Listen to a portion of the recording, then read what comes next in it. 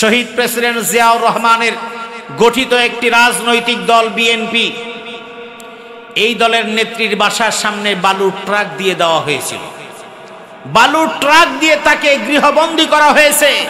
কিন্তু আফসোস এবং পরিতাপের বিষয়, সারাদিন টেলিভিশনে লাইভ দেখানো হয়েছে বালুর ট্রাকের কাছে আইন শৃঙ্খলা বাহিনী, পুলিশ এবং এই চেয়ারপারসনের ঘরের মধ্যে তার সঙ্গী সাথী কিছু লোক ছাড়া বাহিরে এত লোক সমাগম কেউ কোনোদিন করতে পারে নাই। বালুর ট্রাকটা সরানোর জন্য এই কর্মীদের ওখানে খুঁজেও পাওয়া যায় নাই, বাটি চালান দিয়েও পাওয়া যায় নাই। আজকে সেই বালুর ট্রাক সরাতে পারেন নাই, সেই জায়গার মধ্যে আজকে রাজপথে আপনারা নামতে পারছেন, আমরা নামতে পারছি, ওলামায়ে কেরাম বক্তব্য দিতে পারছে, মাদ্রাসার তালিব ইলম রাস্তা দিয়ে নিরাপদে চলতে পারছে। এটার জন্য বৈষম্য বিরোধী ছাত্র আন্দোলন সবচাইতে কৃতজ্ঞতা পাওয়ার উপযুক্ত।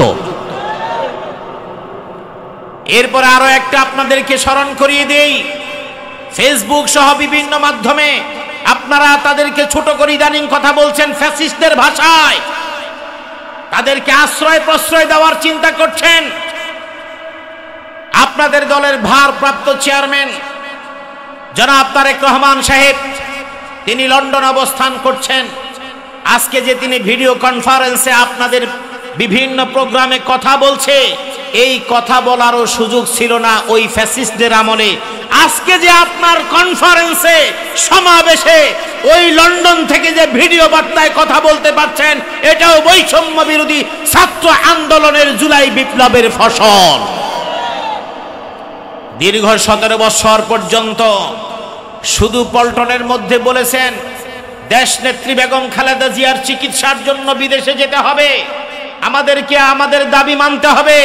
বিদেশে যাওয়া তো দূরের কথা, মামলা থেকে খালাসই তো হয় নাই, বিদেশ যাবে কিভাবে? সেখানে আজকে মামলা থেকে খালাস পেয়ে গেছে।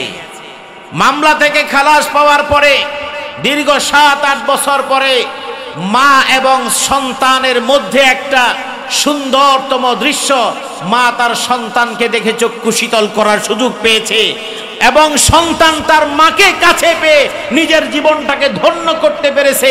এর চাইতে বড় প্রাপ্তি বৈষম্য বিরোধী ছাত্র আন্দোলনের মাধ্যমে আপনারা যে পেয়েছেন, এটাকে অস্বীকার করতে পারবেন না। কারণ বৈষম্য বিরোধী ছাত্র আন্দোলন যদি এই জুলাইয়ের গণবিপ্লবটা যদি সাধিত না করত, তাহলে দেশ নেত্রী বেগম খালেদা জিয়া খালাসও পেতেন না, বিদেশে চিকিৎসাও করাতে যেতে পারতেন না।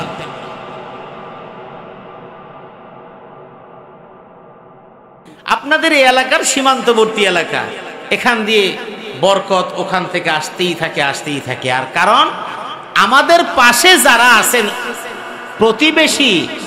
প্রতিবেশী যদি ভালো না হয়, ওই জাতির কপালে কত বড় দুর্ভোগ, এটা বাংলাদেশের মানুষের চাইতে আর পৃথিবীর কোন দেশ এটা বুঝতে পারে নাই। কারণ বাংলাদেশের মতো একটা দেশের পাশে এমন একটা প্রতিবেশী আল্লাহ জুটায় দিছে, ওরা নিজেদের ভালোটা যতটুক বুঝুক না বুঝুক, অন্যের ভালো কোনোদিন তারা সহ্য করতে পারে না। নিজেরা জঙ্গলে গিয়া, বিলের মধ্যে গিয়া এখনো টয়লেট সারবে, কিন্তু পাশের দেশের মানুষ যে লাজ লজ্জা নিয়ে চলবে, এটা ওদের সহ্য হয় না। পাশের দেশের মানুষ ইজ্জত নিয়ে চলবে, স্বাবলম্বী হবে, এটা তাদের সহ্য হয় না। এমনকি শুধু তাই না, এই স্বাধীনতা পরবর্তী সময়ের যে ইতিহাস বিকৃতভাবে রচিত হয়েছে, বিকৃত ইতিহাসের মাধ্যমে এই দেশের মানুষকে বোঝানো হয়েছে মাথায় টুপিওয়ালা দাড়িওয়ালা মানুষেরা হলো স্বাধীনতার বিরোধী ছিল, অথচ স্বাধীনতার পক্ষে ইসলামপন্থী মানুষেরা কাজ করেছে, ইতিহাস থেকে সেটা মুছে ফেলা হয়েছে। আর আজকে রাজনৈতিকভাবে দুইটা শব্দ ব্যবহার করা হয়। যেই চেতনার ট্যাবলেট বিক্রি করে বিগত 17 বছরের স্বৈর শাসক ফ্যাসিবাদী সরকার, যারা এই দেশটাকে লিজ দিয়ে ফেলেছিল না, শুধু বিক্রি করে ফেলে দিয়েছে। শুধু স্বৈর শাসক বললে ভুল হবে, দেশদ্রোহী স্বৈর শাসক। বিভিন্ন দেশের মধ্যে স্বৈর শাসক থাকে, দেশদ্রোহী স্বৈর শাসক থাকে না। এমন একটা পরিবারের কাছে এই বাংলাদেশটা জিম্মি ছিল, যারা সারা ওয়ার্ল্ডের মধ্যে একটা কলঙ্কিত পরিবার, তার প্রমাণ বর্তমানে পাওয়া যায়। বিশ্বের কোন দেশ ওই পরিবারের সদস্যদেরকে এখন ভিসা দিতে চায় না। একজন 10 কোটি টাকা খরচ করে মাল্টার ভিসা লাগাতে চেয়েছে, কারণ টাকা যা চুরি করেছে বাংলাদেশের, চুরি শুধু একা করে নাই, মায়, ওই গ্রাম্য ভাষায় বলে না, মায় জিয়ে পুতে বলে, কি বলে না, মায় জিয়ে পুতে মিলে জিলে খায়। মায় চুরি করে, ছেলে চুরি করে, মেয়ে চুরি করে, খালায় চুরি করে, খালাতো বইনে চুরি করে, লুটপাট করতে করতে এমন অবস্থা। এতদিন ক্ষমতার কারণে বিদেশের মানুষের কাছে তারা জোর করে তাদের আইন প্রতিষ্ঠা করে বিভিন্নভাবে ক্ষমতা দেখিয়ে তারা হয়তো তাদের সম্মান দেখাতে পেরেছে, কিন্তু ক্ষমতার পালাবদলের সঙ্গে সঙ্গে প্রমাণিত হয়ে গেছে লুটেরাই পরিবার সারা বিশ্ব থেকে ধিক্কৃত হয়েছে। আর একটা দেশকে ক্ষতি করার জন্য দেশকে বিক্রি করে যারা নাকি পালায়া প্রতিবেশী দেশের কাছে যায়, বুঝতে হবে যারা এই দেশের লুটেরাদেরকে জায়গা দেয় ওরা হলো এই দেশের সবচাইতে বড় শত্রু। তার প্রমাণ বাংলাদেশের স্বাধীনতার যুদ্ধ হয়েছে। এই স্বাধীনতা যুদ্ধ হয়েছে আমাদের দেশের কিন্তু জেনারেলরা ছিলেন। জেনারেল ওসমানী ছিলেন, এম এ জলিল ছিলেন, কিন্তু দুর্ভাগ্যবশত পাকিস্তানের নিয়াজি সাহেব আত্মসমর্পণ করেছে অরোরার কাছে। জেনারেল অরোরার কাছে আত্মসমর্পণ করার মাধ্যমে এই সিনে, এই সামনের সারিতে জেনারেল ওসমানীকে হাইড করে ফেলা হয়েছে। এই দেশ থেকে স্বাধীনতা পরবর্তী সময়ে কোটি কোটি টাকার সম্পদ লুটতরাজ করা হয়েছে, সেটার পক্ষে বাধা হয়ে দাঁড়িয়েছিলেন এম এ জলিল সাহেব, মেজর জলিল সাহেব। এটা হওয়ার কারণে মেজর জলিলকে ইতিহাস থেকে বাতিল করে দেওয়া হয়েছে। এবং সেই ধারাবাহিকতায় আজকে বাংলাদেশে আমরা যা কিছু কিনেছি, যা কিছু খেয়েছি, অন্য জায়গা থেকে চড়া দামে পার্শ্ববর্তী দেশ থেকে কিনে খেয়েছি। আর আমাদেরকে গান শোনানো হয়েছে ওরা আমাদের বন্ধু, ওরা আমাদেরকে আলু পেঁয়াজ না দিলে আমরা মরে যাব। এমনকি সিজনের কিছুদিন আগে স্বাভাবিকভাবে শীতকালীন সবজির দাম একটু বেশি থাকে, তখন ফেসবুক সহ বিভিন্ন মাধ্যমে দেশ গেল গেল করে চিৎকার করেছে, কিন্তু এখন যে আলুর কেজি 40 টাকা, এখন আর তাদের গলায় কোনো শব্দ নেই। এখন যে পেঁয়াজের দাম যে 60 টাকা কেজি, 50 টাকা কেজিতে নেমে এসেছে, এখন তাদের গলায় কোনো আওয়াজ নেই। অথচ এই বাংলাদেশে 350 টাকা 400 টাকা দরে কেজি এদেশের মানুষকে খাওয়ানো হয়েছে। এমনকি তখন বলা হয়েছে পেঁয়াজ ছাড়াও রান্না করা যায়। এই দেশে পেঁয়াজের দাম বেড়ে গেছে, তখন বলেছে পেঁয়াজ ছাড়া রান্না করা যায়।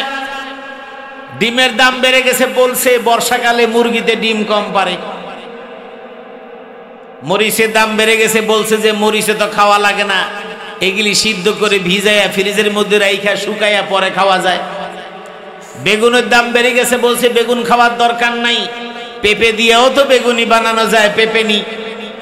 এরপরে বলা হলো মিষ্টি কুমড়া দিয়েও বানানো যায়। আবার এক সময় জানা গেল যে কাঁঠাল দিয়েও নাকি বার্গার খাওয়া যায়। আমাদের রেসিপি রানী আমাদেরকে শিখিয়ে গেছে কোনটা দিয়ে কোনটা খাওয়া লাগবে। সব দাদা বাবুদের স্বার্থে, বাংলাদেশের জনগণের স্বার্থে করে নাই। আমরা সেই পরিবেশ থেকে আজকের এই সুন্দর একটা পরিবেশ পেয়েছি। এটা কার দান? জোরে বলেন, কার দান? সেজন্য সকলেই মহান রবের দরবারে শুকরিয়া আদায় করার জন্য রাজি আছি। জোরে বলেন আলহামদুলিল্লাহ। আমি আরেকটা কথা স্মরণ করিয়ে দিই আপনাদের মাধ্যমে। বাংলাদেশ 5ই আগস্টের পরবর্তী সময় এখন একটা মুহূর্ত পার করছে। সিরিয়ায় বিপ্লব হয়েছে, সেখানে বিপ্লবী সরকার গঠিত হয়েছে।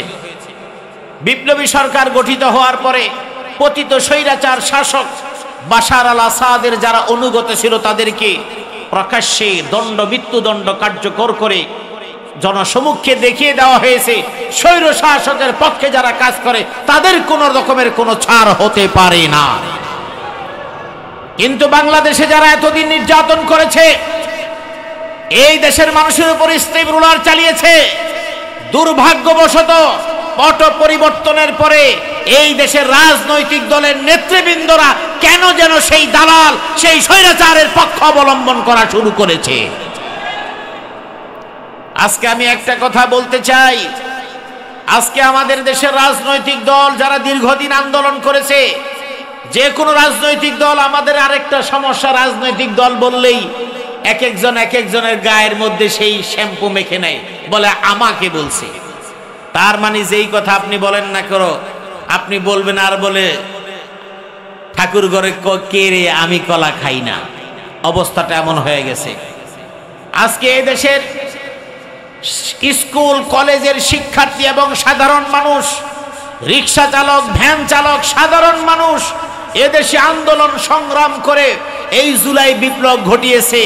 এখানে রাজনৈতিক বিভিন্ন দলের কর্মীদের অংশগ্রহণ ছিল, তবে রাজনৈতিক নেতৃবৃন্দ, রাজনৈতিক দল দীর্ঘ 17 বছর ব্যর্থ হয়েছে, এতে কোনো সন্দেহ নাই। আপনাকে মেনে নিতেই হবে। রাজনৈতিক দল আপনি যেটাই করেন না কেন, আপনি পারেন নাই, আপনারা পারেন নাই।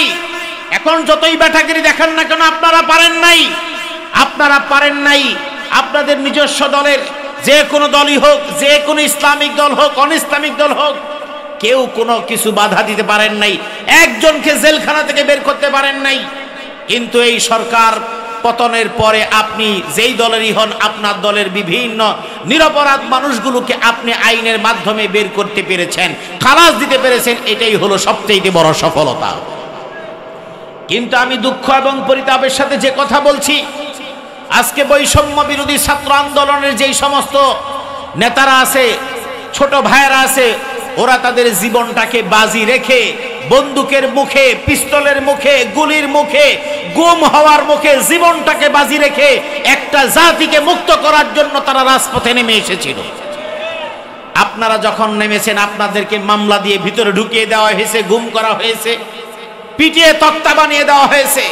আপনারা আর আসেন নাই। রাজনৈতিক দল যেটাই হোক, আপনারা আপনার দলের নেতাদেরকে রক্ষা করতে পারেন নাই, আপনারা আপনাদের নেত্রীকে রক্ষা করতে পারেন নাই।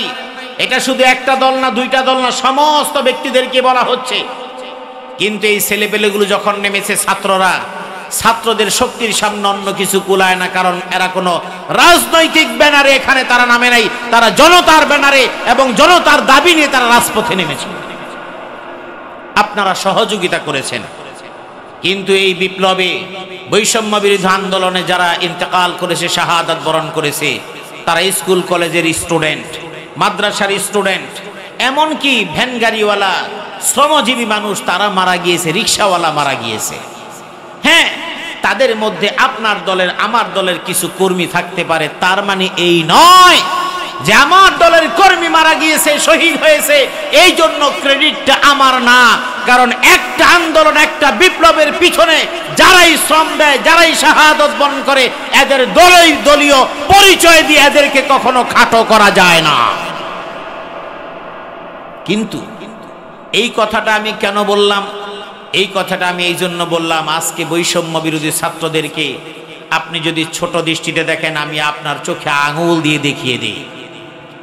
আজকের যদি জুলাই বিপ্লব ঘটিত না হতো, তাহলে ইসলামপন্থী দলের যেই সমস্ত নেতৃবৃন্দ এখন খোলা ময়দানে কথা বলেন, এই সমস্ত নেতৃবৃন্দ গলা উঁচু করে খোলা ময়দানে কথা বলতে পারতেন না। জুলাই বিপ্লব যদি সংগঠিত না হতো, আজকের আমি যে এখানে এই 14 গ্রাম এলাকায় যে এই বিশাল সমাবেশে যে কথা বলছি, এটা বিগত সময় আপনারা আয়োজন করে সফল করতে পারেন নাই, এবারও আপনি পারতেন না। এবং আমার মতো এমন ব্যক্তিরাও এখানে এসে কোরআনের কথা বলার মতো স্পর্ধা দেখাতে পারত না। নাম্বার 3, এই বছর বাংলাদেশে সবচাইতে বেশি কোরআনের তাফসীর হচ্ছে। এই বছর প্রত্যেকটা পাড়া মহল্লা কোরআনের তাফসীর মাহফিল হচ্ছে, ওয়াজ মাহফিল হচ্ছে। এই ওয়াজ মাহফিলগুলো এখন আর ওই থানার ওসির কাছে পারমিশনের জন্য দৌড়াদৌড়ি করা লাগে না। কথা বলেন ঠিক কিনা? এখন আর ওয়াজের পারমিশনের জন্য স্থানীয় পাতি নেতার পিছনে পিছনে ঘোরা লাগে না, যার লেখা নাই পড়া নাই, কিন্তু একটা স্বৈরা শাসকের পদলেহী, পদধারী বিভিন্ন সন্ত্রাসী গুন্ডা বাহিনীর কাছে আমাদেরকে অনুমতি চাওয়ার জন্য, সমর্থন চাওয়ার জন্য দৌড়াতে হয়েছে। শুধু তাই না, ক্ষেত্র বিশেষ এই ওয়াজের মাহফিল থেকেও বহু জায়গায় বহু দায়িত্বশীলেরা, ওই দলের লোকেরা তারা চাঁদাবাজি পর্যন্ত করেছে। কারণ নগদে টাকা না দিলে মাহফিল হতে দেবে না। এমনও হয়েছে মাহফিলের সব আয়োজন রেডি, শুধু লিফলেটের নামের কারোটার আগে পিছে হয়ে গেছে, সেই জন্য সকালবেলা পর্যন্ত মাহফিল ক্যান্সেল করার মতো অবস্থা হয়েছে। আয়োজকরা চোখের পানি ফেলে দিয়ে কেঁদেছে। ওই মাজলুমের চোখের পানির বদৌলতেই এই বৈষম্য বিরোধী ছাত্র আন্দোলনের মাধ্যমে আল্লাহ আজকের এই অবস্থাটা পরিবর্তন করেছেন, ঠিক কিনা? এরপরে আরো অনেক আছে, কয়টা বলবো আমি, মৌলিক কটা বলি। বাংলাদেশের বৃহত্তর রাজনৈতিক দল কয়েকটা আছে, ইসলামিক এবং সেকুলার সবই আছে। উল্লেখ করার মতো বলি, আমার ভাইয়েরা জাতীয়তাবাদী দল বিএনপির আমার ভাইয়েরা, শহীদ প্রেসিডেন্ট জিয়াউর রহমানের গঠিত একটি রাজনৈতিক দল বিএনপি, এই দলের নেত্রীর বাসার সামনে বালুর ট্রাক দিয়ে দেওয়া হয়েছিল। বালুর ট্রাক দিয়ে তাকে গৃহবন্দী করা হয়েছে। কিন্তু আফসোস এবং পরিতাপের বিষয়, সারাদিন টেলিভিশনে লাইভ দেখানো হয়েছে বালুর ট্রাকের কাছে আইন শৃঙ্খলা বাহিনী, পুলিশ এবং এই চেয়ারপারসনের ঘরের মধ্যে তার সঙ্গী সাথী কিছু লোক ছাড়া বাহিরে এত লোক সমাগম কেউ কোনোদিন করতে পারে নাই। বালুর ট্রাকটা সরানোর জন্য এই কর্মীদের ওখানে খুঁজেও পাওয়া যায় নাই, বাটি চালান দিয়েও পাওয়া যায় নাই।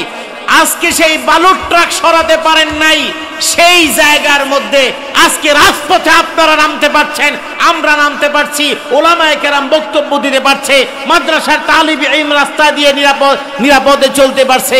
এটার জন্য বৈষম্য বিরোধী ছাত্র আন্দোলন সবচাইতে কৃতজ্ঞতা পাওয়ার উপযুক্ত। এরপর আরো একটা আপনাদেরকে স্মরণ করিয়ে দেই, ফেসবুক সহ বিভিন্ন মাধ্যমে আপনারা তাদেরকে ছোট করে ইদানিং কথা বলছেন ফ্যাসিস্টদের ভাষায়, তাদেরকে আশ্রয় প্রশ্রয় দেওয়ার চিন্তা করছেন। আপনাদের দলের ভারপ্রাপ্ত চেয়ারম্যান জনাব তারেক রহমান সাহেব, তিনি লন্ডন অবস্থান করছেন। আজকে যে তিনি ভিডিও কনফারেন্সে আপনাদের বিভিন্ন প্রোগ্রামে কথা বলছে, এই কথা বলারও সুযোগ ছিল না ওই ফ্যাসিস্টদের আমলে। আজকে যে আপনার কনফারেন্সে, সমাবেশে ওই লন্ডন থেকে যে ভিডিও বার্তায় কথা বলতে পারছেন, এটাও বৈষম্য বিরোধী ছাত্র আন্দোলনের জুলাই বিপ্লবের ফসল। দীর্ঘ 17 বছর পর্যন্ত শুধু পল্টনের মধ্যে বলেছেন দেশনেত্রী বেগম খালেদা জিয়ার চিকিৎসার জন্য বিদেশে যেতে হবে, আমাদেরকে আমাদের দাবি মানতে হবে। বিদেশে যাওয়া তো দূরের কথা, মামলা থেকে খালাসই তো হয় নাই, বিদেশ যাবে কিভাবে? সেখানে আজকে মামলা থেকে খালাস পেয়ে গেছে।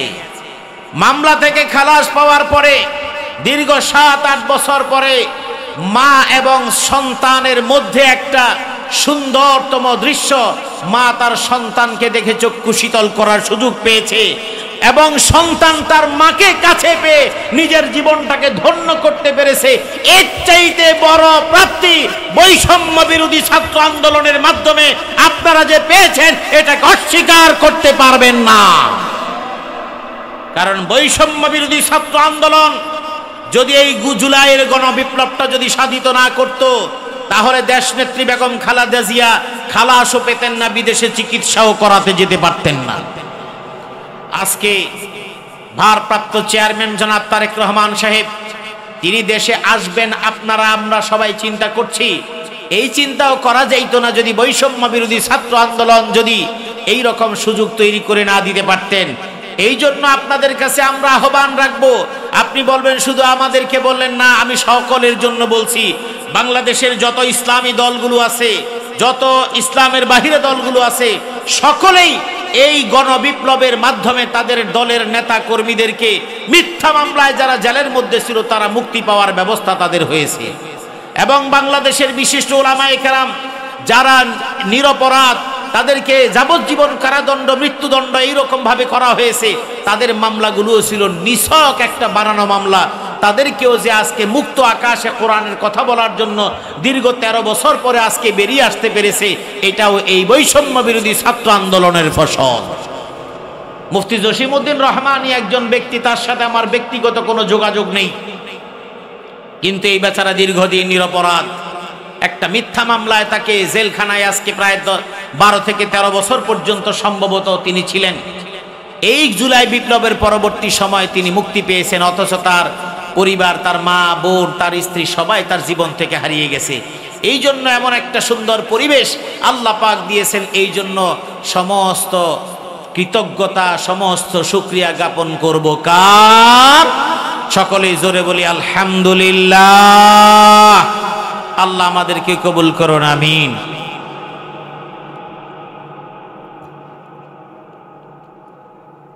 সূরা মুলক, এটা হলো 29তম পারার, এটা শুরু হয়েছে তাবারাকাল্লাযী বিয়াদিহিল মুলক ওয়া হুয়া আলা কুল্লি শাইইন কাদির। এটা হলো সূরাতুল মুলক।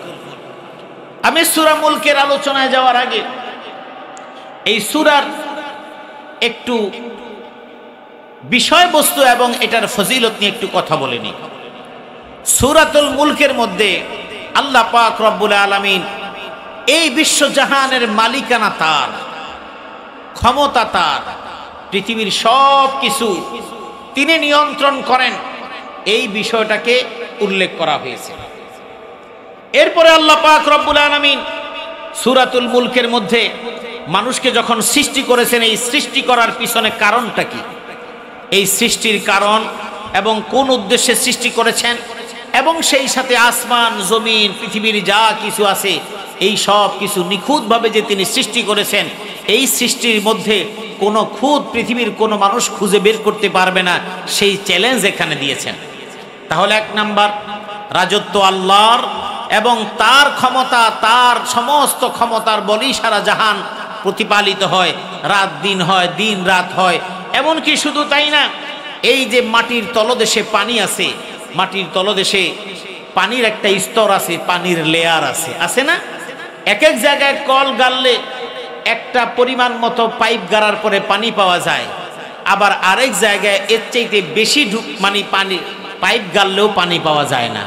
আবার গ্রীষ্মকালীন সময়ে অনেক পাইপ দিয়ে পানি তোলার চেষ্টা করলেও পানি ওঠে না, কারণ পানির স্তরটা নেমে যায়। এই সূরার শেষের দিকে আল্লাহ পাক রব্বুল আলামিন বিশ্ববাসীকে প্রশ্ন করেছেন, কুল আরাআইতুম ইন আসবাহা মাউকুম গাওরা ফামান ইয়াতিকুম বিমাইন মাইন, যে তোমাদের যে পানির স্তর, যে সুমিষ্ট সুপেয় পানি তোমরা পান করো, এই সুপেয় পানির স্তর যদি সেখান থেকে নিচে চলে যায়, তোমাদের এমন কোন সত্তা আছে যেই সত্তা ওই পানির লেয়ারটা আবার উঠায় দিবে? আসলে আর কোন সত্তা আছে? জোরে বলেন, আছে? ওই পানি যেখানেই যাক সেখান থেকে উঠিয়ে আপনার আমার জন্য সুপেয় ব্যবস্থা করে দিবেন কে? এরপরে আল্লাহ পাক রব্বুল আলামিন এই সূরার মধ্যে বলেছেন, অপরাধীদের, পৃথিবীর মধ্যে যারা নাফরমান, যারা কোরআনের কথাগুলো তাদের সামনে এসছে কিন্তু তারা মানে নাই, যারবার বলছে এগুলি কি বলে হুজুররা যা বলে একটাও ঠিক না। এবং আমরা শুনেছি বিগত সময়ে ওলামায়ে কেরাম কোনো কথা বললে, মন্ত্রী বলেন, মেয়র বলেন, এমপি বলেন, চেয়ারম্যান বলেন, মেম্বার বলেন, নেতা বলেন, পাতি নেতা বলেন, সবাই হুজুরদের ভুল ধরে, হুজুররা যা বলে ঠিক না, কোরআন শরীফ তো আমরাও পড়ি। কি পড়েন কোরআন শরীফ? 20 বছরে একবার কোরআন শরীফ ধরেও দেখেন নাই, বলে যে কোরআন শরীফ আমরাও পড়ি। যদি জিজ্ঞেস করা হয় কোরআন শরীফটা পড়ো, কয় আমি ছোটবেলায় পড়ছিলাম, ভুলে গেছি, তবে আমার মায় ভালো পড়তে পারে। এর পরিমাণ হলো বেশি, কিন্তু ভুল ধরার ক্ষেত্রে কেউ কম ধরে নেই, হুজুরা ঠিক বলে না। তাদের পরিণতির ব্যাপারও এখানে বলা হয়েছে। সবাইকে ডাকা হবে, নেতা বলেন, শিল্পপতি বলেন, সাধারণ পাবলিক বলেন, সবাইকে ডেকে ডেকে বলা হবে, কেন আজকে তোমরা জাহান্নামে? কেন কেন তোমাদের কাছে কি কেউ যায় নাই? তোমাদেরকে কি কেউ ভয় প্রদর্শন করে নাই? বলবে হ্যাঁ এসেছিল। তাহলে তুমি কেন আজকে জাহান্নামে? বলে আজকে আসছি তো আসলে তো বুঝি নাই। লাউ কুন্না নাসমাউ আও নাআকিলু মা কুন্না ফি আসহাবিস সাঈদ, যদি আমি বুঝতাম যে কথাগুলো সঠিক, তাইলে তো আজকে কথা মানলে তো আজকে জাহান্নামে আসা লাগতো না। এই বিষয়গুলো সহ বিস্তারিতভাবে সূরাতুল মুলকের মধ্যে আল্লাহ পাক রব্বুল আলামিন বলেছেন।